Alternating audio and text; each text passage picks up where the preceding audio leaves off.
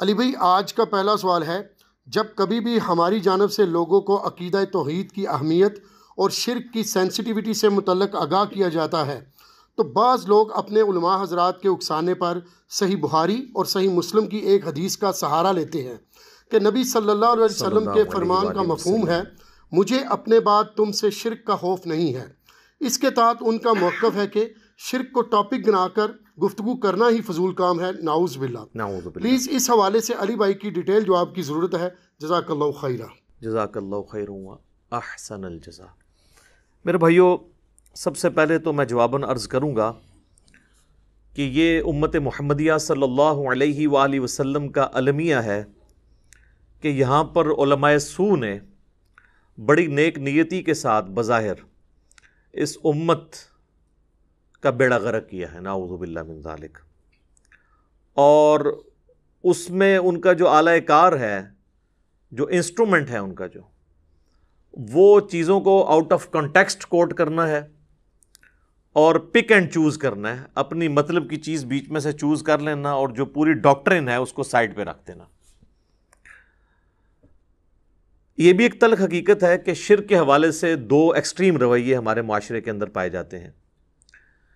ایک ایکسٹریم پہ وہ لوگ ہیں جو یہ بات بالکل ماننے کے لیے تیار ہی نہیں ہے کہ امت شرک میں مبتلا ہو سکتی ہے، کوئی کلمہ گو اہل قبلہ بھی شرک کر سکتا ہے، اور دوسری ایکسٹریم کے اوپر وہ لوگ ہیں جو ہر بات کے اوپر شرک کا فتویٰ لگا دیتے ہیں اور وہ چیزوں کی سینسٹیوٹی نہیں دیکھتے کہ کون سی چیز شرک میں لائی کر رہی ہے اور کون سی چیز بد عقیدگی میں ہے، کون سی چیز بدعت ہے۔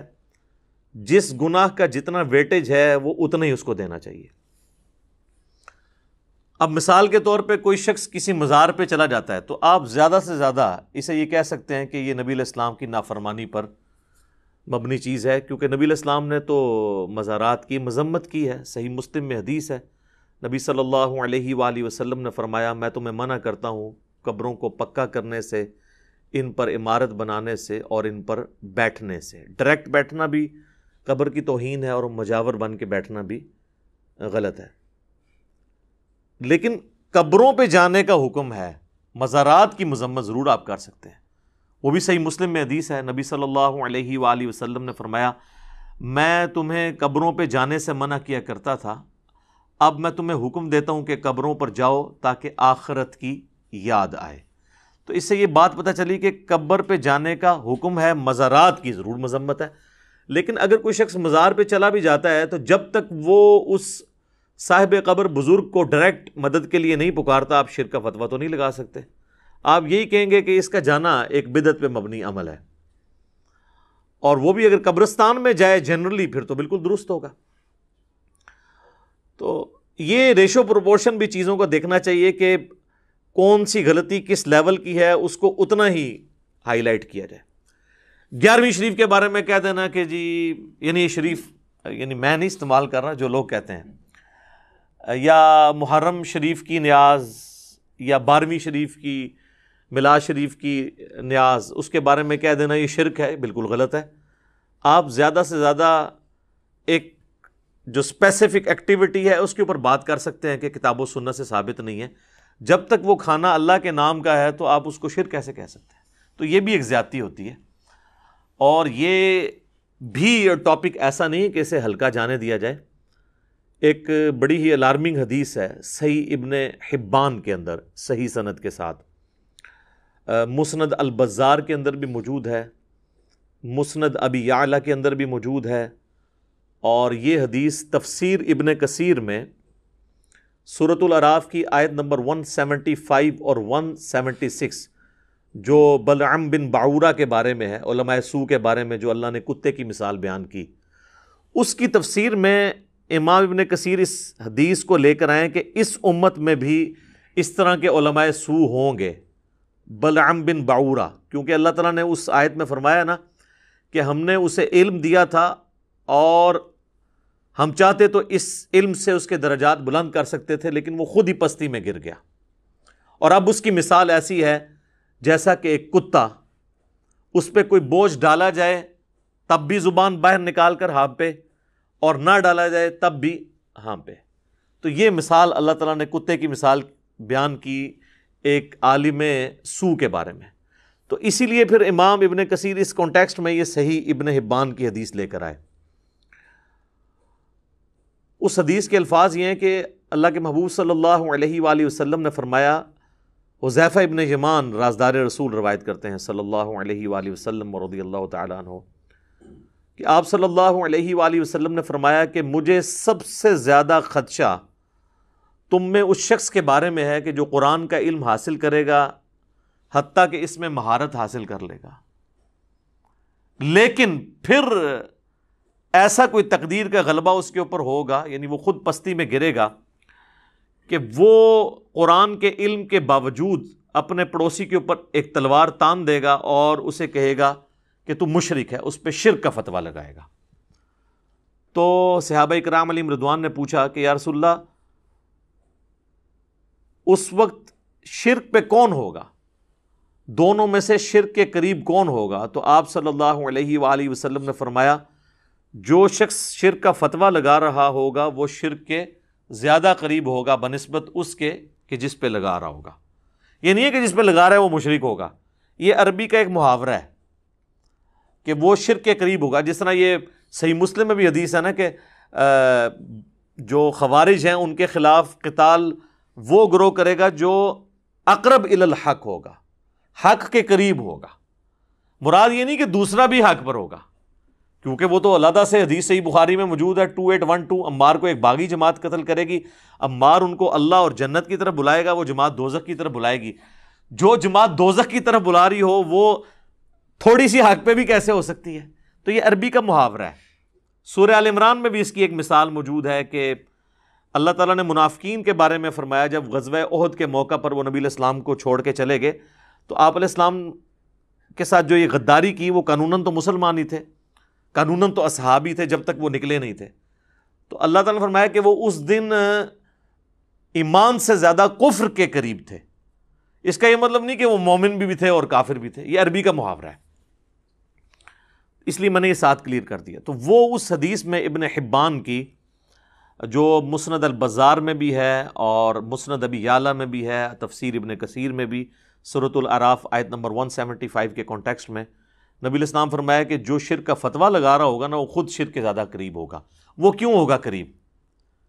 اس کی ایکسپلینیشن دوسری حدیث سے ہوتی ہے. صحیح بخاری اور صحیح مسلم میں ایک متفق علیہ حدیث ہے دونوں کتابوں میں کہ اللہ کے نبی صلی اللہ علیہ وآلہ وسلم نے فرمایا جس شخص نے کسی دوسرے کو کہا اے کافر یا اے فاسق تو دونوں میں سے کافر یا فاسق ہو گیا. اگر تو کہنے والا صحیح کہہ رہا تھا تو جسے کہا وہ ہو گیا، اور اگر کہنے والا غلط کہہ رہا تھا تو جسے اس نے کہا وہ تو نہیں تھا تو فتویٰ اس کے اوپر لوٹ آئے گا. تو یہاں پر بھی وہ جو پڑوسی پہ تلوار تانے گا اور اس کو کہے گا کہ تو مشرک ہے، تلوار تاننے کے بھی الفاظ ہیں. تو یہ بس اسپیسیفکلی خوارج کے بارے میں ہے جو مولا علی رضی اللہ تعالیٰ عنہ علیہ السلام کے دور میں ظاہر ہوئے، اور بخاری مسلم میں حدیث ہے، ابو سعید خدری کہتے ہیں کہ ہم نے سیدنا علی کے ساتھ مل کر ان کے خلاف قتال کیا تھا. لیکن یہ سلسلہ وہاں پر رکا نہیں ہے، یہ سلسلہ قیامت تک جاری رہے گا. سنن نسائی میں حدیث ہے کہ خوارج قیامت تک نکلتے رہیں گے اور ان کا آخری گروہ جو ہے وہ دجال کے ساتھ مل کے مسلمانوں کے خلاف لڑے گا. ٹھیک ہے، تو یہ حضرت علی کے جو دشمن ہیں، ناصبی ہیں، خارجی ہیں، یہ ہمیشہ رہیں گے. ہم نے ان کو کافی حد تک ایکسپوز کر دیا اللہ کے فضل سے الحمدللہ. رافضیوں کو تو اہل سنت کے ہاں پہلے ہی ایکسپوز کیا گیا تھا، تو ناصبی بھی الحمدللہ ایکسپوز ہو چکے ہیں. آج یہ ٹاپک نہیں ہے، میں اسے چھوڑتا ہوں یہیں پر. اچھا، اب دوسری طرف جو دوسری ایکسٹریم پہ جو کہہ رہے ہیں شرک ختم ہو چکا ہے، ان کی بھی آپ ہٹ درمی کا لیول دیکھیں کہ بالکل ننگا اور اریاں شرک ہوتے ہوئے دیکھ کے بھی انہوں نے آنکھیں بند کی ہوئی ہیں. کیا اس وقت اہل تشیع کے ممبروں پر ان کا جو ایک خاص اسکول آف تھاٹ ہے نصیریہ، ان کے ذاکرین قابض نہیں ہیں اور وہ اعلانیہ نعوذ باللہ علی اللہ حسین جل جلالہ یہ الفاظ استعمال کرتے ہیں، علی رازق، علی خالق، نعوذ باللہ، اور باقاعدہ اہل تشیع کے علماء نے ان پہ کفر کے فتوے دیے ہیں؟ تو وہ ہے تو مسلمانوں کا ہی گروہ ہے نا، یہودی عیسائیوں میں سے تو نہیں وہ آئے، مسلمانوں کا ہی گروہ ہے. تو کلمہ گو بھی ہے، اللہ کے نبی علیہ السلام کو بھی آخری پیغمبر مان رہا ہے، اس کے باوجود سیدنا علی کے بارے میں بھی اس طرح کی بات کر کے، تو وہ کلمہ گو مشرک کیا وہ نہیں ہے؟ اہل تشیع خود مانتے ہیں کہ ہاں جی ہماری صفوں میں کلمہ گو مشرک موجود ہیں۔ سید جواد نقوی صاحب نے باقاعدہ کہا ہے کہ اعلانیہ شرک ہے، تو وہ کلمہ گو مشرک ہے نا، ان کو آپ کافر مشرک تو نہیں کہیں گے۔ کافر مشرک تو ہوں گے یہودی، عیسائی، ہندو، بدھسٹ، یہ تو کلمہ گو مشرک ہے نا۔ اور اہل سنت کے ہاں بھی صوفیاء کے اندر پہلے تو یہ طبقہ بہت بڑے لیول پہ تھا، ابھی بھی اس کی باقیات جو ہے وہ جاہل صوفیاء کے اندر موجود ہیں، حلولیہ، جن کا یہ عقیدہ ہے کہ اللہ تعالیٰ انسان کے اندر حلول کر جاتا ہے، نعوذ باللہ من ذالک۔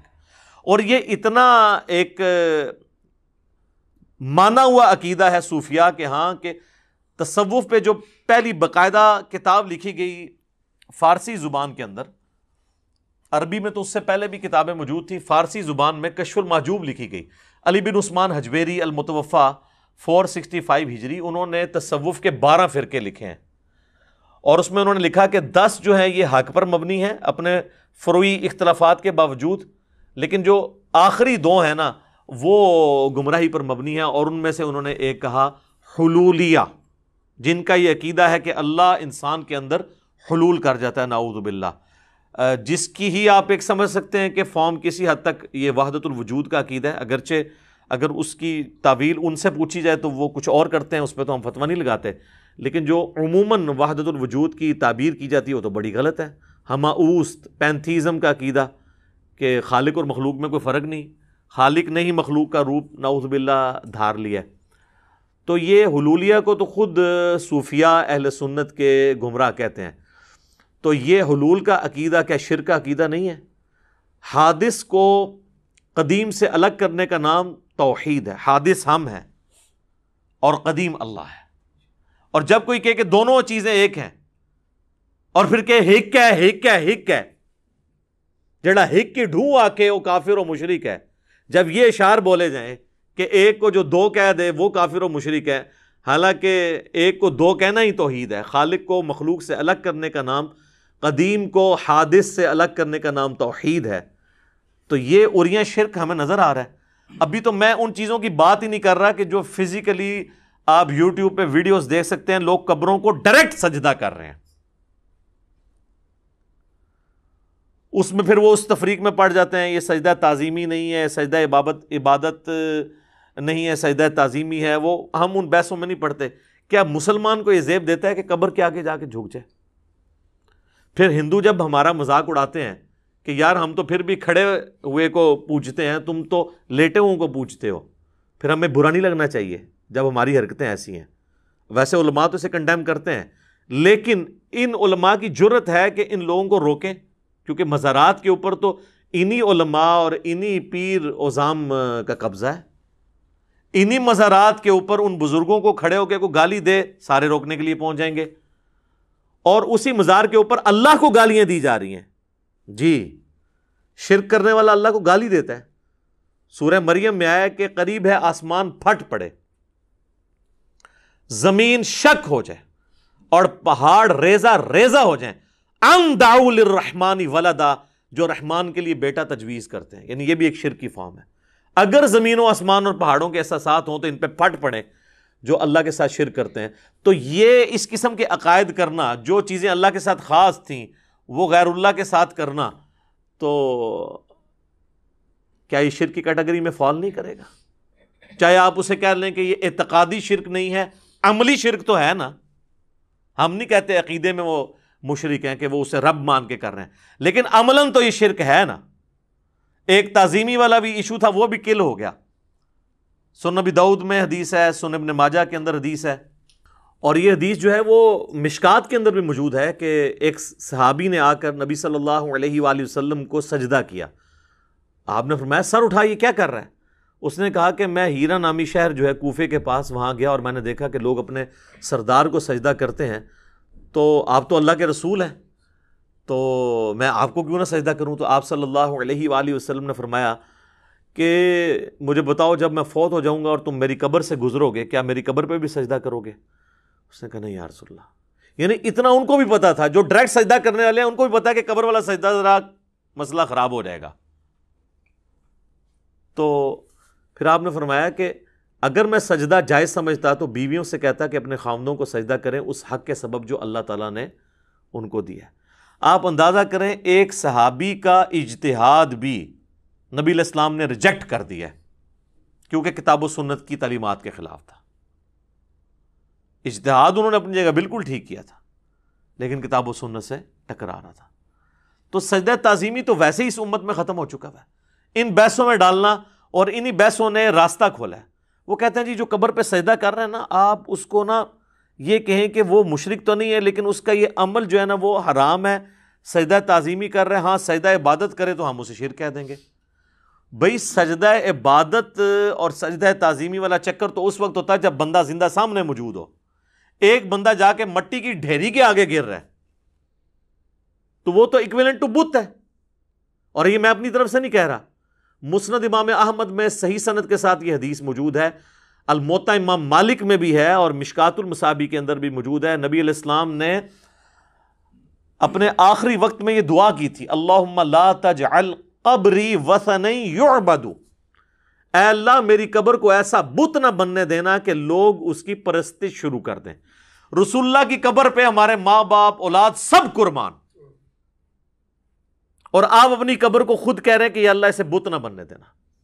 زندہ بندے کو سجدہ کرنا اور ہوتا ہے لیکن قبر پہ اسی شخص کو جا کے کرنا، نبی علیہ السلام نے اس کے لیے لفظ وثن، بت کا لفظ استعمال کیا، اور اس کے آگے بھی الفاظ ہیں، اشتد غضب اللہ علی قوم اتخذوا قبور انبیائہم مساجدا، اللہ تعالیٰ کا شدید غضب ہوتا ہے ایسی قوم کے اوپر جو اپنے نبیوں کی قبروں کو سجدہ گاہ بناتے ہیں۔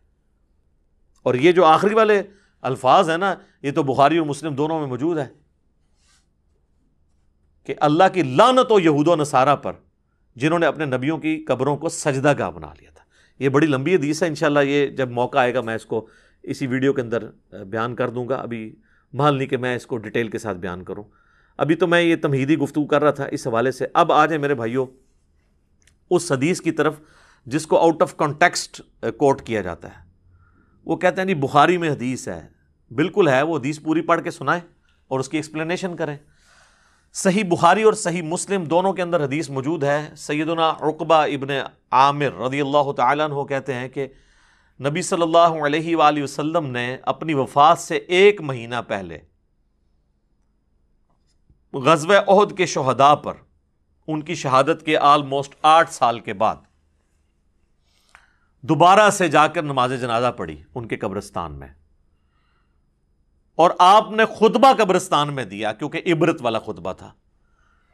اور بخاری مسلم کے الفاظ ہیں کہ نبی علیہ السلام ہم سے اس طرح گفتگو کر رہے تھے جس طرح آپ زندوں اور مردوں دونوں سے جدا ہو رہے ہیں، یعنی وہ قبرستان بھی تھا ہم سے بھی۔ اور آپ صلی اللہ علیہ وآلہ وسلم نے فرمایا کہ دیکھو مجھے اپنے بعد تم سے یہ خطرہ تو اب باقی نہیں رہا کہ تم شرک کرنے لگو، البتہ مجھے اس بات کا ڈر ہے کہ تم دنیا کی مال کی محبت میں پھنس جاؤ گے۔ اور پھر آگے الفاظ ہیں کہ پھر اس مال کی محبت میں تم ایک دوسرے کو قتل کرو گے جس طرح اگلے لوگوں نے قتل کیا، اور پھر تم بھی تباہ و برباد کر دیے جاؤ گے جس طرح اگلے لوگ تباہ و برباد کر دیے گئے، وَلِعَاذُ بِاللَّهِ تَعَالَى۔ اور اب یہ حدیث پہ 15 منٹ بولا جا سکتا ہے کہ نبی علیہ السلام کی وفات کے بعد کس طریقے سے یہ معاملات بگڑے اور بنو امیہ نے کس طریقے سے نبی علیہ السلام کی اس امت کے اوپر ظلم ڈھائے اور ایک فتنوں کی تار بن گئی۔ میری کئی ایک ویڈیوز اس کے اوپر گواہ ہیں۔ جنگ جمل صفین اور نہروان میں سیدنا علی رضی اللہ تعالیٰ عنہ اس امت میں ایک آخری کوشش تھے کہ اس فتنے کو کسی طریقے سے دبایا جاتا، لیکن ان کی شہادت ہو گئی، فتنہ دبا نہیں۔ سنن نسائی الکبریٰ کے اندر یہ حدیث ہے، المستدرک للحاکم کے اندر موجود ہے کہ نبی علیہ السلام نے سیدنا علی سے فرمایا تھا کہ تیری مثال میری امت میں صالح علیہ السلام کی قوم سمود کی اونٹنی کی سی ہے۔ انسانی تاریخ میں 2 بدبخت گزرے ہیں، اگلے زمانوں میں سب سے بڑا بدبخت وہ تھا جس نے اس اونٹنی کو قتل کیا جس کی وجہ سے اللہ کا عذاب آ گیا، اور میری امت کا سب سے بڑا بدبخت وہ ہوگا جو تیری داڑھی کو تیرے سر کے خون سے رنگ دے گا۔ تو جس طرح قوم سمود پہ عذاب آیا نا اس اونٹنی کو قتل کرنے کی وجہ سے، جو اللہ کی اونٹنی تھی، یہاں پر بھی اللہ کے اس ولی کو قتل کرنے کے پاداشت میں، جس نے امت کو دوبارہ سے ابو بکر و عمر رضی اللہ تعالی عنہما علیہم السلام کی خلافت کی ڈگر پہ چلانے کی کوشش کی، اس امت پہ بھی ایسا عذاب مسلط ہوا کہ آج تک ہمیں دوبارہ اس طریقے سے اسلامی حکومت صحیح معنوں میں نصیب نہیں ہو سکی، سوائے بیچ میں 1-2-2.5 سال عمر بن عبدالعزیز کے ہیں۔ ادروائز آپ مسلمان حکومتیں کہہ سکتے ہیں، بنو امیہ، بنو عباس کی، یا سلطنت عثمانیہ کی، یا ایوبیوں کی، لیکن آپ یہ نہیں کہہ سکتے کہ وہ اسلامی حکومتیں تھیں۔ تو نبی علیہ السلام کے بعد یہ سب کچھ ہوا۔ یہ میں نے اس لیے بیچ میں ذکر کیا ہے کہ ڈاکٹر طاہر القادری صاحب نے یہ حدیث بیان کی نا، اور پھر انہوں نے اپنی پبلک کو ایکسپلائٹ کیا۔ انہوں نے کہا میں آپ کو پہلے ہی بتا دیتا ہوں، جب آپ مخالفین کے سامنے یہ حدیث رکھیں گے نا تو وہ کہیں گے یہ تو صحابہ کے بارے میں ہے کہ مجھے تم سے شرک کا خوف نہیں ہے، بلکہ یہ خطرہ ہے کہ دنیا کی مال کی محبت میں پڑ جاؤ گے اور ایک دوسرے کو قتل کرو گے۔ وہ کہتے ہیں جب یہ کریں نا تو ان کو آگے سے آپ نے، یعنی میری زبان میں، ان کو پھکی دینی ہے آپ نے، جو یہ اس کی تشریح کریں گے ان کو کہنا اچھا پھر جرت کرو یہ کہو کہ یہ صحابہ پہ حدیث فٹ ہوتی ہے نا، تو صحابہ جو تھے وہ شرک میں مبتلا نہیں ہوئے تھے لیکن دنیا کے مال میں پھنس گئے تھے۔ اور یہ کون کہ 295 سی لوانی کسی نے اپنے ہوتے؟ حالانکہ معذرت کے ساتھ ڈاکٹر طاہر القادری صاحب حافظہ اللہ تعالی من الجنت والناس، ان سے زیادہ کس کو پتا ہے کہ بنو امیہ کس طریقے سے دنیا کی محبت میں مبتلا ہوئی؟ ان کو بتانے کی ضرورت ہے؟ لیکن ایک ٹکٹ میں 2 مزے کرتے ہیں یہ لوگ۔ ان کو نہیں پتا کیا ہوا ہے، جنگ جمل صفین نہروان کیوں ہوئی ہے، اس کے پیچھے کیا موٹیوز تھے، سب کو پتا ہے۔ آج میرا ٹاپک نہیں ہے، آپ یوٹیوب پہ میری کئی ویڈیوز ہیں، آپ دیکھ لیں، میرا کربلا والا ریسرچ پیپر پڑھ لیں، صحیح الاسناد احادیث کی روشنی میں اکثر بخاری و مسلم سے میں نے ان ایشوز کو ریزالو کیا۔ تو وہ کہتے ہیں آپ نے ان کو یہ کہنا ہے تو وہ خود بخود بیک فوٹ پہ چلے جائیں گے۔ نہ سر، ہم نہیں جائیں گے۔ آل امیہ کے خدمت گزار تو چلے جا سکتے ہیں، ہم تو نہیں جا سکتے، ہم تو پہلے ہی جناب چلتی پھرتی 302 ہیں علمی۔ کہ میرے بھائیوں واقعی ایسا ہوا ہے۔ اچھا دوسرا، اگر آپ نے محتاط اس کی تشریح کرنی ہے تو آپ یوں کریں کہ نبی علیہ السلام کے ڈائریکٹ مخاطبین صحابہ تھے، آپ فرمایا تم سے مجھے شرک کا خدشہ نہیں مگر دنیا کے مال میں پھنس جاؤ گے، اور صحابہ کے ذریعے پوری امت کو خطاب تھا۔ یہ بات تو طے ہے کہ پوری امت دنیا کے مال کے فتنے میں نہیں پھنسی، چند لوگ تو ہمیشہ اس فتنے سے آزاد رہتے ہیں نا، تو ہم کہتے ہیں صحابہ رہے ایکسکلوڈنگ بنو امیہ میرے نزدیک، اور آپ چلیں ان کو بیچ میں ڈال لیں تاکہ آپ کو بات سمجھ آ جائے کسی طریقے سے۔ تو نبی علیہ السلام کے مبارک زمانے میں صحابہ وہ گروہ تھے کہ جو حق پر قائم رہے اور ان سے شرک کا صدور نہیں ہوا، اور دنیا کی مال کی محبت میں وہ لوگ پھنسے جو نبی علیہ السلام کی وفات کے بعد مرتد ہو گئے۔ بخاری مسلم میں آتا ہے کہ کئی قبائل جو مرتد ہوئے ہیں نبی علیہ السلام کی وفات کے بعد، جو فتح مکہ پر مسلمان ہو چکے ہوئے تھے۔ منکرین زکوٰۃ کون تھے؟ زکوٰۃ کافروں سے تو نہیں لی جاتی، مرتد ہوئے، اور یہی ہیں جن کے بارے میں بخاری اور مسلم پہ آتا ہے کہ میرے حوض کوثر پہ کچھ اصحاب لائے جائیں گے اور میں کہوں گا اصحابی اصحابی، اور ایک حدیث میں اصیحابی اصیحابی، یہ تو میرے صحابہ ہیں۔ تو مجھے بتایا جائے گا آپ کو نہیں پتا، آپ کے بعد یہ دین سے الٹے قدم پھر گئے تھے اور انہوں نے دین میں بدعتیں جاری کر دی تھی۔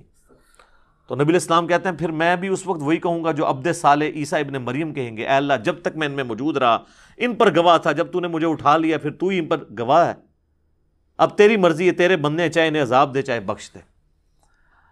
اور نبی علیہ السلام فرماتے ہیں پھر میں کہوں گا سحقا سحقا لمن غیر بعدی، ان کو مجھ سے دور کر دو جنہوں نے میرے بعد میرے دین کو بدل دیا۔ اچھا اس حدیث کے راوی کہتے ہیں کہ یہ وہ لوگ ہوں گے جو نبی علیہ السلام کی وفات کے بعد مرتد ہو گئے اور سیدنا ابو بکر نے ان کے خلاف قتال کیا۔ سیدنا ابو بکر کے دور میں جو مرتد ہوئے اور حضرت ابو بکر کے دور سے پہلے وہ مسلمان تھے، وہ کون ہیں؟ بریلوی، دیوبندی، اہل حدیث، شیعہ، یا قانوناً صحابہ؟ اسی لیے اصحابی اصحابی کے الفاظ ہیں، یہ لے آتے ہیں امتی امتی والے طریق کو، وہ الگ سے ہے، یہاں تو اسپیسیفکلی یہ ہے۔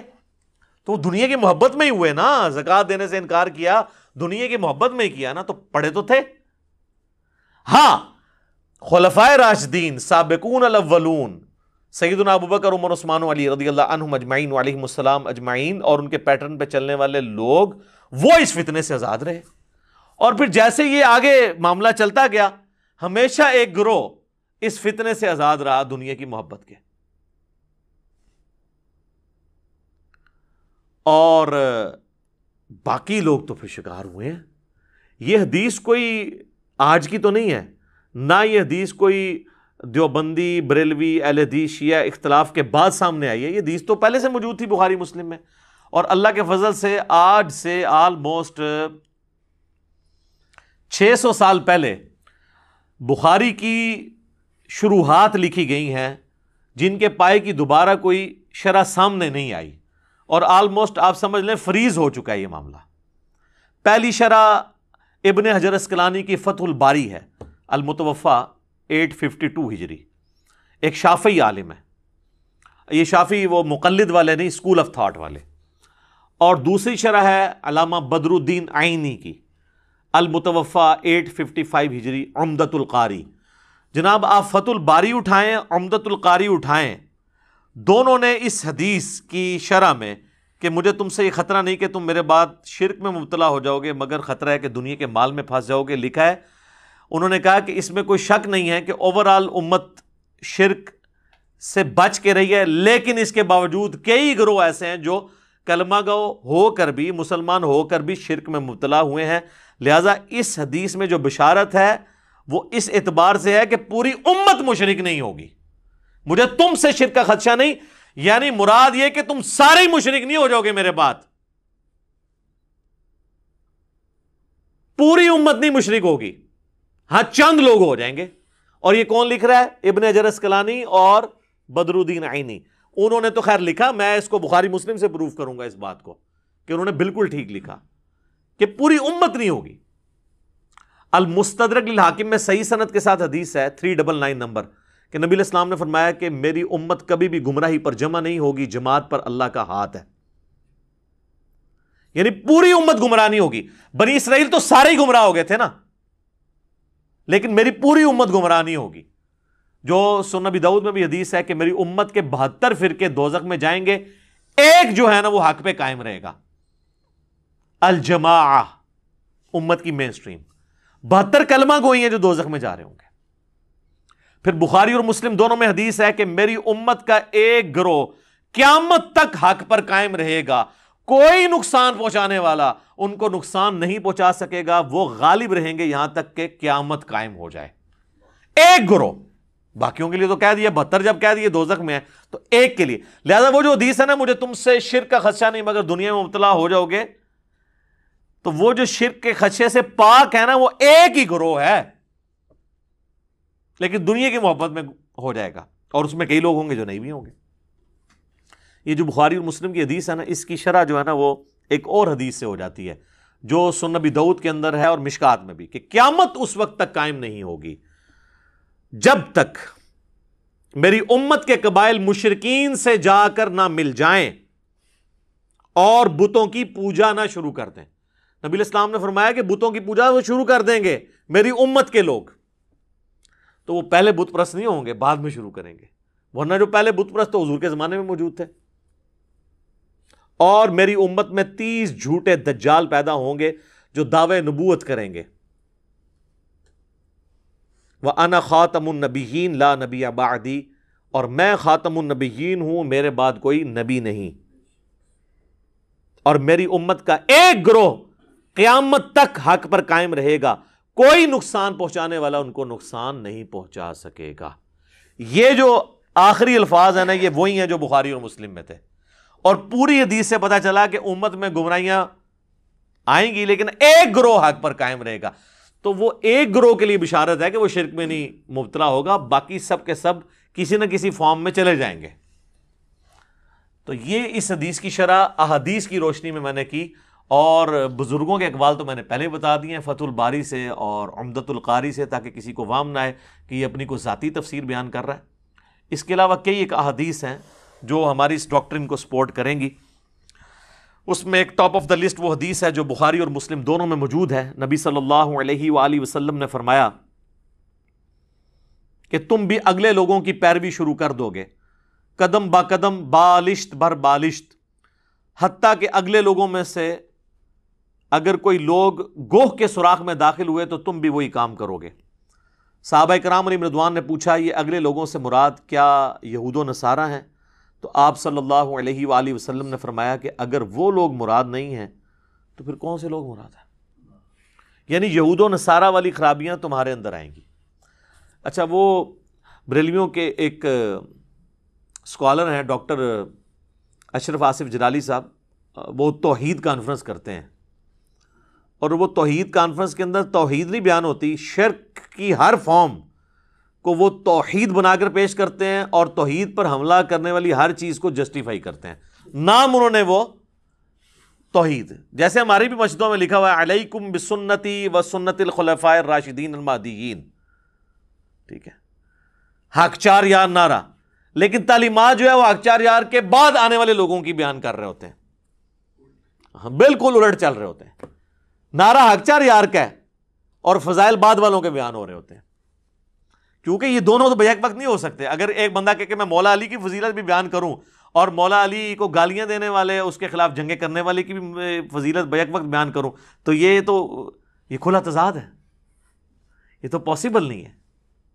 ہاں، احترام صحابیت اپنی جگہ، وہ اپنی جگہ موجود ہے، لیکن فضائل بڑھا چا کر تو نہیں آپ بیان کر سکتے.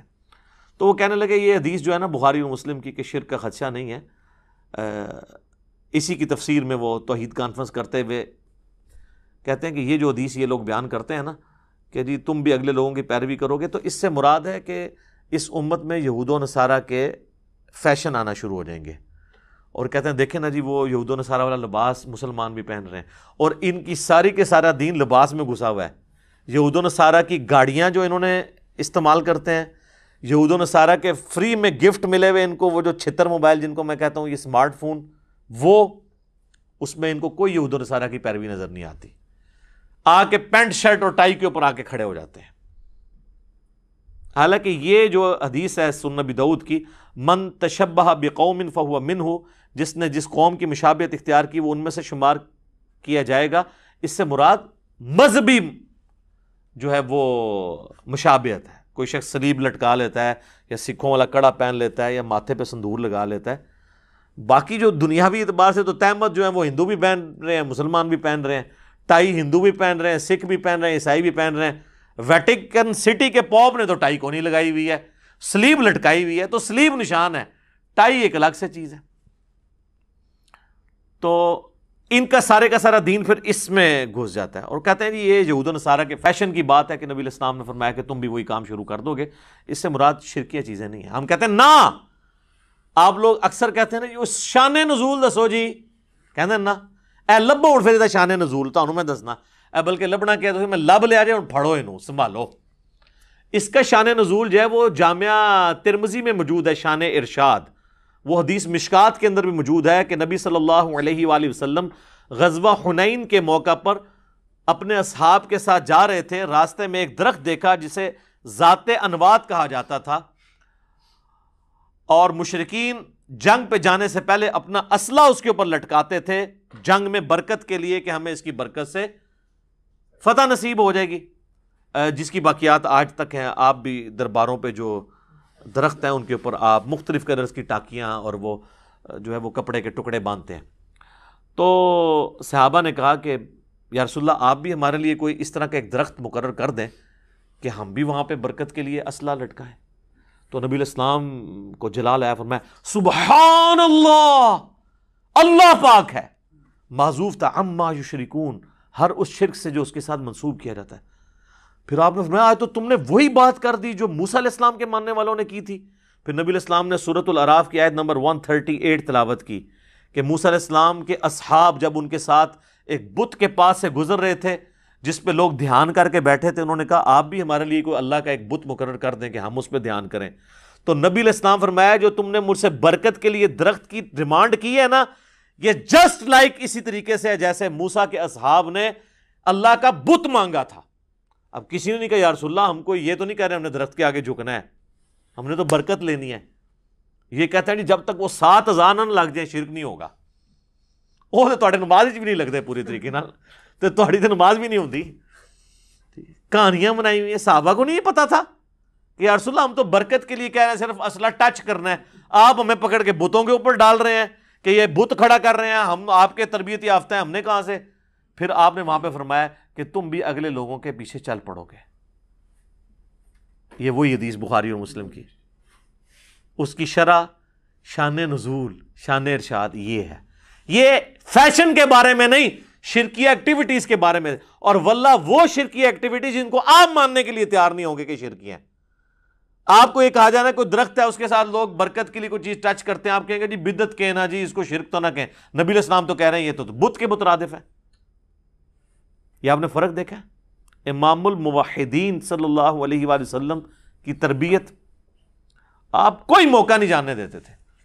کتاب الجمعہ چیپٹر میں حدیث ہے صحیح مسلم کے اندر, ایک صحابی خطبہ دے رہے تھے, انہوں نے کہا من یطع اللہ ورسولہ فقد رشدا, جو کوئی اللہ اور اس کے رسول کی اطاعت کرے وہ کامیاب ہو گیا. وَمَن يَعْصِهِمَا فَقَدْ غَوَا, اور جو ان دونوں کی نافرمانی کرے وہ گمراہ ہو گیا. فرمایا بئس الخطیب انت, کتنا برا خطیب ہے تو. یہ کسی عربی سے ذرا پوچھیے گا, جب کسی کو کہا جائے بئس الخطیب انت, وہ اسی طرح ہی بولا جاتا ہے. عربیوں کو آپ کبھی دیکھیں نا, جس طرح ہمارے پٹھان بھائی آپس میں عام گفتگو میں لگتا ہے لڑ رہے ہیں, عربی بھی بالکل ایسے ہی لگتا ہے, ان کا ایک اپنا سٹائل ہے.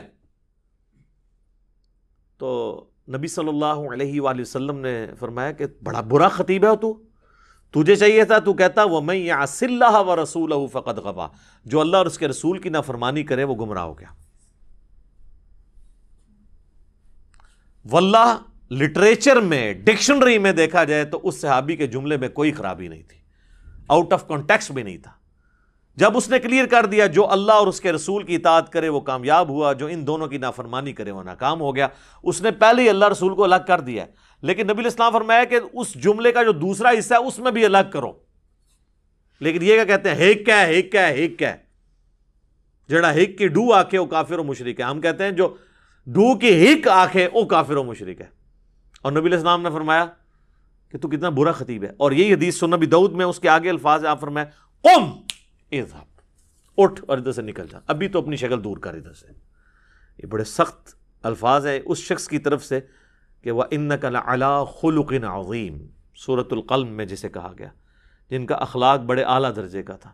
لیکن توحید کے معاملے میں نبی علیہ السلام بہت سینسٹیو تھے, اور اسی سینسٹیوٹی کا پھل پھر آپ دیکھتے ہیں کہ صحابہ کرام علیہم رضوان توحید کے معاملے میں اس قدر سخت تھے کہ وہ کسی کا لحاظ نہیں کیا کرتے تھے, جس کا سب سے بڑا ثبوت جو ہے وہ سیدنا ابوبکر کا خطبہ ہے نبی علیہ السلام کی وفات کے اوپر. کم از کم بخاری میں 4 جگہ وہ خطبہ ہے. سیدنا ابوبکر نبی علیہ السلام کی وفات کے بعد, بخاری کے الفاظ ہیں, انٹر ہوتے ہیں حجرہ عائشہ میں, نبی علیہ السلام کا کفن مبارک ہٹا کر بوسہ دیتے ہیں ماتھے پہ, اور کہتے ہیں اللہ کے رسول, اللہ آپ پہ 2 موتیں جمع نہیں کرے گا. ایک موت آپ کو آنی تھی وہ آئی, اب ہمیشہ کی آخرت کی یعنی زندگی شروع ہوگی. کیونکہ باہر سیدنا ابوبکر کھڑے, سیدنا عمر کھڑے تلوار لے کے, جو کہے گا حضور فوت ہو گئے, تو وہ اس کا رد سیدنا ابوبکر نے کیا, بھی ایک موت ہی آنی ہے. حضرت عمر کا یہ خیال تھا کہ جس طرح حضرت موسیٰ علیہ السلام 40 دن کے لیے کوہ طور پہ گئے, نبی علیہ السلام بھی ڈورمنٹ پوزیشن پہ گئے, واپس آ جائیں گے. باہر نکلے اور لوگ حضرت عمر کے گرد جھمگٹا بنائے کھڑے ہیں. انہوں نے کہا عمر کو چھوڑو اس کے حال پہ, تم میری طرف آؤ. اور انہوں نے سٹیج پہ اپنے ممبر پہ چڑھتے ہوئے پہلا جملہ بولا جو پاکستان کے قانون میں 295C یہ بدبخت لگوا دیتے, من کانا یعبد محمدن فإن محمدن قد مات, جو کوئی تم میں سے محمد کی عبادت کرتا ہے یا کرے گا, یہ دونوں معنی ہوں گے, مضارع کا سیغہ, تو جان لے کہ محمد مر چکے. وَمَن يَعْبُدُ اللَّهَ, اور جو کوئی اللہ کی عبادت کرتا ہے اور کرے گا, فَإِنَّ اللَّهَ حَيٌّ لَا يَمُوتُ, تو جان لو کہ اللہ کو کبھی موت نہیں آئے گی. وہ ہمیشہ کے لیے زندہ ہے. کسی صحابی نے اٹھ کے نہیں کہا کہ ابو بکر یہ فرضی جملوں سے آپ کیوں سہارا لے رہے ہیں, یا آج کی وہ زبان میں تنوں اور کوئی آیت نہیں لبھی, تنوں اور کوئی حدیث نہیں لبھی, تو کولو جملے پڑھنا ہے, تو پڑھ وما ارسلناک الا رحمۃ للعالمین, یہی کہتے ہیں نا, یہ مشورہ دیتے ہیں. تو پڑھ قل ان کنتم تحبون اللہ فاتبعونی, تو پڑھ ان اللہ وملائکتہ یصلون علی النبی اللہم صلی علی محمد وعلی آل محمد. تو پڑھ من یطع الرسول فقد اطاع اللہ. تو پڑھ انا ارسلناک شاہدا ومبشرا ونذیرا وداعیا الی اللہ باذنہ وسراجا منیرا. تنوں اور کوئی شے نہیں لبھی, تو کولو جملے بنا رہے ہیں. پھر سیدنا ابوبکر نے اپنے اس جملے کی دلیل میں قرآن سے 2 آیات پڑھی. سورہ آل عمران کی آیت نمبر 144, وما محمد الا رسول قد خلت من قبلہ الرسل افإن مات او قتل.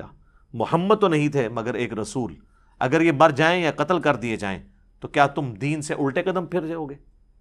اور جو کوئی دین سے الٹے قدم پھرے گا اللہ کا کوئی نقصان نہیں کرے گا, اور ثابت قدم رہنے والوں کو اللہ جزا دے گا. اور پھر آپ نے سورہ الزمر کی آیت نمبر 30 پڑھی, انک میت وانہم میتون. اے نبی تمہیں بھی موت آنی ہے اور ان کو بھی مرنا ہے. یہ 2 آیات حضرت ابوبکر نے یہ 2 آیات پڑھی ہیں حضور کی میت کے اوپر. اور میں کہتا ہوں یہ نبی علیہ السلام کی کامیابی ہے کہ آپ نے ایسی ٹیم پروڈیوس کی ہے جو ان کی وفات پر توحید کو آشکار کرنے والی آیات پڑھ رہی ہے, ان کی شان میں نہیں پڑھ رہی. یہ نبی علیہ السلام کی کامیابی ہے, ورنہ نبی علیہ السلام نے ایک اور عیسیٰ ابن مریم بن جانا تھا. اور یہ آپ کی تعلیمات کی برکت ہے. صحیح بخاری میں حدیث ہے, دیکھنا میری شان کو اس طرح بلند نہ کرنا جس طرح نصارہ نے کر دیا عیسیٰ ابن مریم کو, اور ڈیوینٹی میں کلیم کر دیا میں اللہ کا بندہ اور اس کا رسول ہوں, مجھے اللہ کا بندہ اور اس کا رسول ہی کہنا. تو سر پھر صحابہ نے دیکھے نا کیسی نصیحت پلے باندھی ہے کہ حضور کی میت کے اوپر گفتگو کیا ہو رہی ہے. یہ نبی علیہ السلام کی کامیابی ہے, یہ آپ کی تربیت کا اثر ہے. اچھا, اور اگر ناسخ و منسوخ کو بھی دیکھا جائے, یہ تو حدیث جو ہے نا وہ تو حضور کی وفات سے 1 مہینہ پہلے کی ہے کہ مجھے تم سے شرک کا خدشہ نہیں, اور وہ میں نے بتایا آؤٹ آف کانٹیکسٹ یہ کوٹ کرتے ہیں. ہم آپ کو نبی علیہ السلام کی بیماری کے دنوں کی پھر حدیث بتا دیتے ہیں, 5 دن پہلے کی, 2 دن پہلے کی, 1 دن پہلے کی. وہ بخاری اور مسلم دونوں میں حدیث ہے. اما عائشہ کہتی ہیں کہ نبی صلی اللہ علیہ وآلہ وسلم کے وفات کے دن قریب تھے, اور آپ پر مرض کی جب شدت ہوتی تھی تو آپ اس تکلیف کی وجہ سے اپنے چہرہ مبارک سے چادر کو بار بار ہٹاتے تھے, اور پانی کا ایک برتن تھا اس سے ہاتھ گیلا کر کے تو وہ بخار کی گرمی کو ٹھنڈا کرتے تھے, اور ساتھ ساتھ کہتے جاتے تھے لعن اللہ الیہود والنصارى اتخذوا قبور انبیائہم مساجدا. اللہ کی لعنت ہو یہود و نصارہ پر, انہوں نے اپنے نبیوں کی قبروں کو سجدہ گاہ بنا لیا تھا.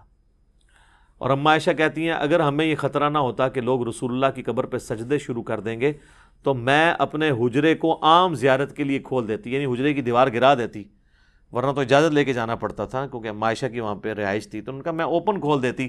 لیکن ہمیں خطرہ تھا کہ حضور اپنی وفات کے وقت ہمیں ڈرا رہے تھے اس بات سے کہ کہیں حضور کی قبر پہ سجدے نہ ہو. تو اس وقت اما عائشہ نے کیوں نہیں کہا یا رسول اللہ آپ تو مہینہ پہلے ابھی خطبہ دیا آپ نے کہ مجھے شرک کا کوئی خوف نہیں ہے, تو اب یہ آخری وقت آپ کو دوبارہ خوف کس چیز کا لاحق ہے, کس چیز کا خدشہ ہے آپ کو؟ اتنا آسان کام نہیں ہے. ان کو پتا تھا کہ اس کا کیا مطلب ہے اور اس کا کیا مطلب ہے. اور صحیح مسلم میں تو الفاظ ہیں کہ نبی علیہ السلام نے اپنی وفات سے 5 دن پہلے 5 کے الفاظ ہیں خطبہ دیا اور فرمایا آگاہ ہو جاؤ, اگلے لوگوں میں سے جب کوئی نبی فوت ہو جاتا تھا یا کوئی نیک بندہ, لوگ اس کی قبر پہ سجدے شروع کر دیتے تھے, اور میں تمہیں منع کرتا ہوں کہ میرے ساتھ یہ کام نہ کرنا. کسی نے نہیں کہا یا رسول اللہ آپ کو کیا ٹینشن ہے, آپ کو اللہ نے گارنٹی دے دی ہے کہ آپ کی امت شرک نہیں کرے گی. اور پھر وفات کے دنوں میں مسند امام احمد میں اور الموطا امام مالک میں مشکات میں بھی حدیث موجود ہے, نبی علیہ السلام دعا کیا کرتے تھے اللہم لا تجعل قبری وثنا یعبد, اے اللہ میری قبر کو ایسا بت نہ بننے دینا کہ لوگ اس کی عبادت کریں. نبی علیہ السلام نے اپنی مبارک قبر کو جس پہ ہمارا تن من دھن ماں باپ اولاد سب قربان, اس قبر کو بھی بت سے تشبیہ دے دی کہ اگر اس کی بھی عبادت کی جائے گی. اور پھر آگے الفاظ ہیں اشتد غضب اللہ علی قوم اتخذوا قبور انبیائہم مساجدا, اللہ تعالیٰ کا شدید غضب نازل ہوتا ہے یا ہو ایسی قوم پر جو اپنے نبیوں کی قبروں کو سجدہ گاہ بناتی ہے۔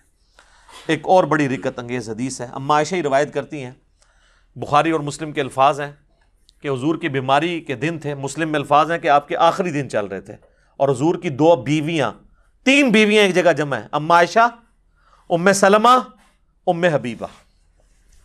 تو ام سلمہ اور ام حبیبہ آپس میں گفتگو کر رہی ہیں کہ جب ہم حبشہ گئے تھے تو ہم نے وہاں ایک ماریا نام کا گرجا دیکھا تھا جہاں پہ کچھ تصویریں لٹکی ہوئی تھی۔ ہائے ہائے ہائے، حضور بیماری کے عالم میں آپ نے جب یہ گفتگو سنی ہے تو آپ فوراً متوجہ ہوئے۔ آپ فرمایا ان کی یہی تو خرابی تھی، جب ان کا کوئی نیک بندہ یا نبی فوت ہو جاتا تھا وہ اس کی قبر کے اوپر تصویریں لٹکا دیتے تھے اور پھر وہاں پہ سجدے شروع کر دیتے تھے۔ وہ لوگ قیامت والے دن بدترین مخلوق بنا کے اٹھائے جائیں گے جو اپنی نبیوں کی قبروں پر سجدے کرتے تھے اور وہاں پہ ان کی تصویریں لٹکاتے تھے۔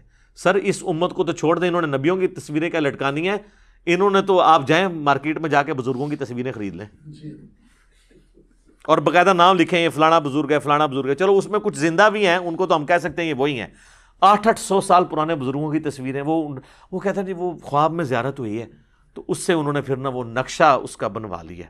تو یار کتنے تابعین، تبع تابعین اور بعد کے لوگ ہیں جن کو رسول اللہ کی خواب میں زیارت ہوئی ہے، انہوں نے تو کوئی اپنی یادداشت سے حضور کی تصویر نہیں بنوائی۔ یہ آپ کس طرف امت کو لے کے جا رہے ہیں؟ وَلِعَاذُ بِاللَّهِ تعالی۔ تو نبی صلی اللہ علیہ وآلہ وسلم نے اپنی امت کو اتنی واضح تعلیمات دیں کہ جس میں کوئی خدشہ نہیں ہے کہ کوئی شخص اس چکر میں پڑ جائے کہ وہ ان چیزوں کو ہلکا جانے، اور یقین جانے جو لوگ ہلکا جانتے ہیں پھر وہ اس کے اندر مبتلا بھی ہو جاتے ہیں، اور جو لوگ اس کے سینسٹیوٹی کو سمجھتے ہیں وہ پھر اس فتنے سے بچ بھی جاتے ہیں۔ میں اپنی گفتگو کو انکلوڈ کرتا ہوں اسی کانٹیکسٹ میں سورۃ الانعام کی آیت نمبر 82 اور اس کے کانٹیکسٹ میں بخاری و مسلم کی ایک حدیث ہے۔ سورۃ الانعام کی آیت نمبر 82 ہے، الذین آمنوا ولم یلبسوا ایمانہم بظلم اولئک لہم الامن وہم مہتدون۔ جو لوگ ایمان لے کر آئے اور ایمان لانے کے بعد اپنے ایمان میں شرک کی آمیزش نہیں ہونے دی، ایمان لانے کے بعد ایمان میں شرک نہیں آنے دیا، مرتد کے الفاظ نہیں ہیں، یعنی ایمان کے ساتھ شرک نہیں ہونے دیا، یعنی کلمہ گو مشرک نہیں بنے، وہ امن میں ہوں گے اور وہی لوگ ہدایت یافتہ ہیں۔ بخاری مسلم کے الفاظ ہیں اس حدیث کے کانٹیکسٹ میں، عبداللہ ابن مسعود کہتے ہیں جب یہ آیت نازل ہوئی ہم تو سب پریشان ہو گئے، کیونکہ ہم تو ظلم کا معنی لیتے ہیں گناہ، تو کون سا ایسا شخص ہے جو یہ دعویٰ کرے کہ مجھ سے کوئی بھی گناہ نہیں ہوتا، اور اللہ تو فرما رہا ہے کہ جو ایمان لانے کے بعد گناہ نہیں کرے گا وہی امن میں ہوگا، تو یا رسول اللہ ہمارا کیا بنے گا؟ آپ فرمایا اس سے مراد وہ گناہ نہیں ہے۔ آپ نے سورہ لقمان کی آیت نمبر 13 تلاوت کی، ان الشرک لظلم عظیم، بے شک شرک سب سے بڑا ظلم ہے۔ اب کسی صحابی نے کہا یا رسول اللہ وہ شرک تو ختم ہو چکا ہے، یہاں آپ شرک کیوں مراد لے رہے ہیں؟ کبھی ایسے ہو سکتا ہے کہ ہم ایمان لانے کے بعد بھی شرک کریں؟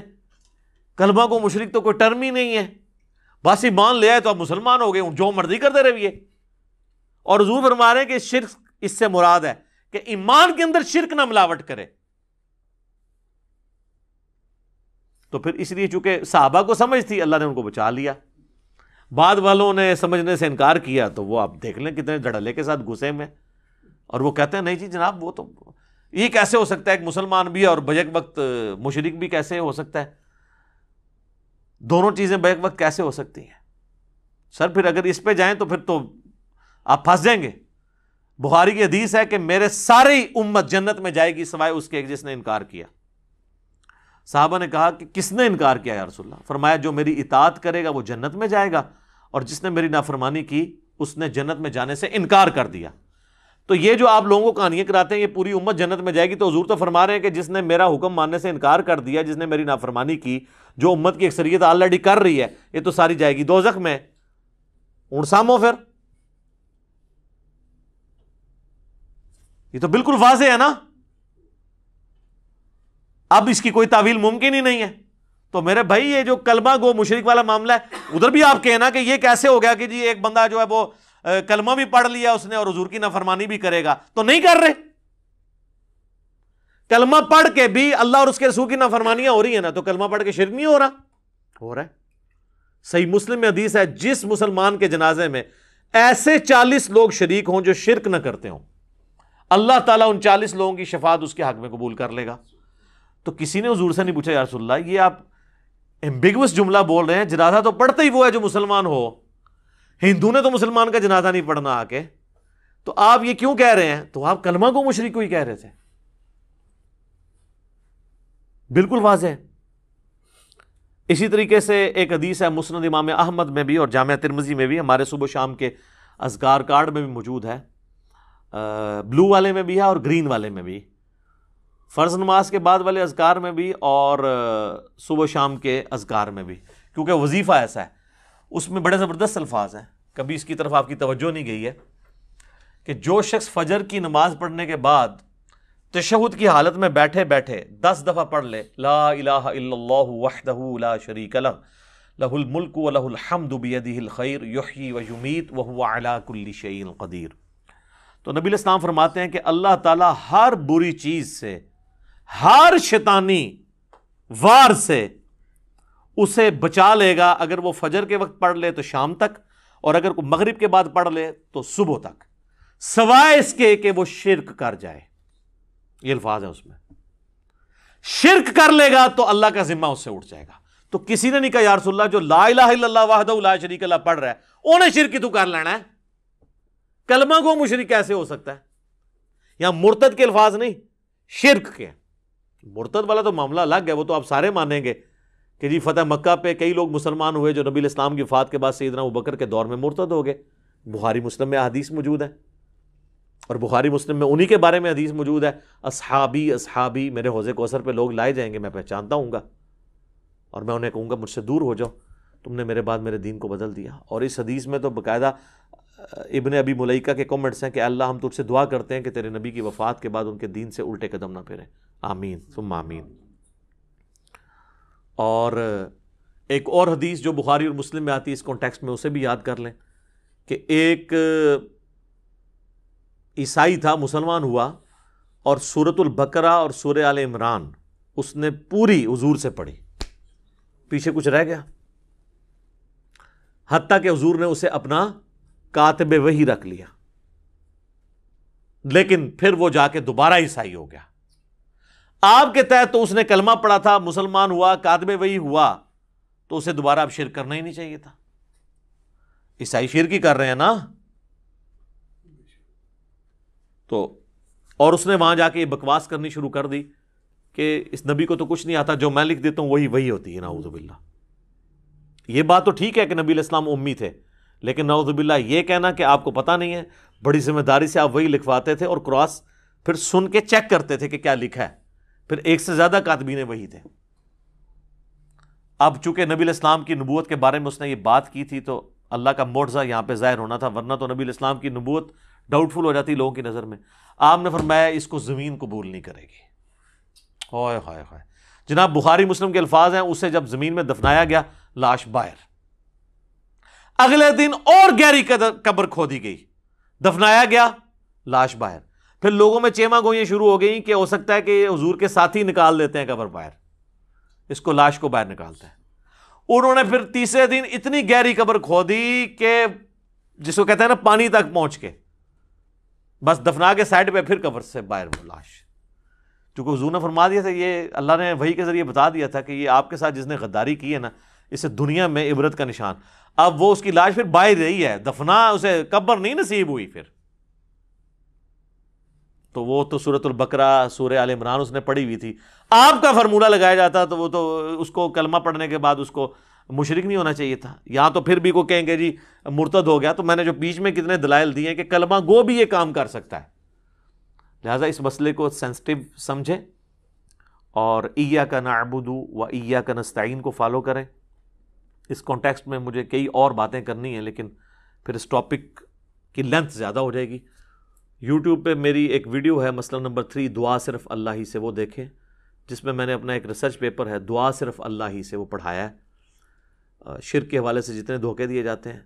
اور ایک اور ویڈیو کچھ عرصہ پہلے ریکارڈ ہوئی ہے, وسیلے کے نام پر دھوکہ.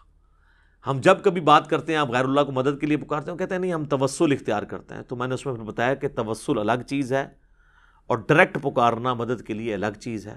اور اس میں جتنے یہ وسوسے دیتے ہیں وہ میں نے سب کے سب ایڈریس کیے ہیں۔ بہرحال یہ اس دور کا ایک بڑے فتنوں میں سے ایک فتنہ تھا جو بخاری اور مسلم کی حدیث کو لوگ مس یوز کرتے تھے اور مس کوٹ کرتے تھے، اپنے مطلب سے اس میں چیزیں اپنا لقمہ اس کے منہ میں ڈالنے کی کوشش کرتے تھے۔ میں نے کوشش کی ہے کہ اس حوالے سے سارے معاملات کو کلیئر کر دیا جائے۔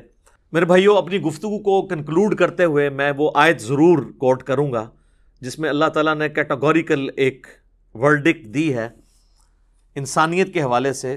وہ ہے میرے بھائیوں سورہ یوسف کی آیت نمبر 106، وَمَا يُؤْمِنُ أَكْثَرُهُمْ بِاللَّهِ إِلَّا وَهُمْ مُشْرِكُونَ، اور لوگوں کی اکثریت اس حال میں اللہ پر ایمان لاتی ہے کہ وہ ساتھ شرک بھی کر رہے ہوتے ہیں۔ اب اس میں اللہ تعالیٰ نے یہ نہیں فرمایا کہ کافروں کا ذکر ہے، بلکہ وہ ایمان تو اللہ پر لا رہے ہیں، اللہ کو مان رہے ہیں، لیکن اللہ کی نہیں مان رہے جیسا کہ ماننے کا حق ہے۔ تو یہ آیت بھی اس چیز کا ثبوت ہے کہ ایمان کے باوجود بھی انسان اس گمراہی میں پڑ سکتا ہے کہ وہ پیرلل میں شرک بھی کرتا رہے۔ اللہ تعالیٰ ہمیں اس عظیم فتنے سے محفوظ فرمائے اور ہمیں اپنے محبوب صلی اللہ علیہ وآلہ وسلم کی تعلیمات پر عمل کرنے کی توفیق عطا فرمائے۔ آخر میں بڑی عاجزی کے ساتھ آپ سب سے ریکویسٹ کروں گا کیا کہ مرنے سے پہلے اے مسلمان کر لے اس پہ غور، کتابوں کا خدا اور ہے، بابوں کا خدا اور۔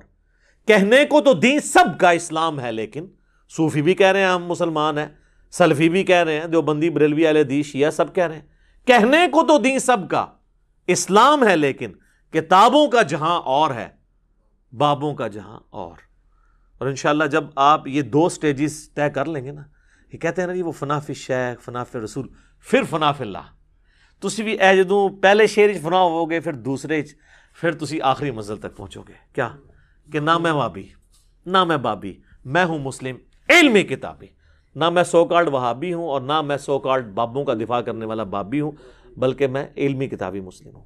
اللہ تعالیٰ ہمیں شرک کے فتنے سے محفوظ فرمائے، اور جو شرک کو جسٹیفائی کرنے کے لیے زور کے ساتھ اور کمر توڑ کوششیں کر رہے ہیں، اللہ تعالیٰ ان کو بھی ہدایت نصیب فرمائے، اور اپنے محبوب صلی اللہ علیہ وآلہ وسلم کی تعلیمات پر چلنے کی توفیق عطا فرمائے۔ سبحانک اللہم و بحمدک، اشہد ان لا الہ الا انت، استغفرک و اتوب الیک، وما علینا الا البلاغ المبین۔